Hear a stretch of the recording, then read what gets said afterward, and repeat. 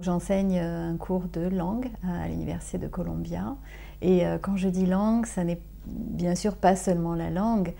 puisque nos étudiants ont fait l'effort de venir jusqu'ici, on essaye de leur donner une vision beaucoup plus large, donc ils apprennent cette langue mais en contexte, c'est-à-dire qu'on va leur présenter bien sûr des mécanismes de langue, mais aussi beaucoup de mécanismes culturels et de mécanismes de perception de cette langue. Donc j'essaye à l'intérieur du cours d'intégrer des éléments de la vie quotidienne, comme par exemple des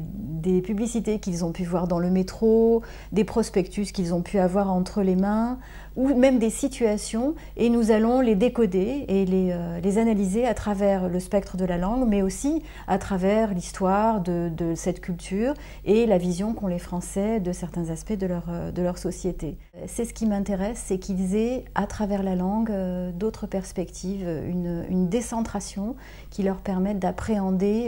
ce qui se passe autour d'eux différemment et de penser différemment. Et en ce sens,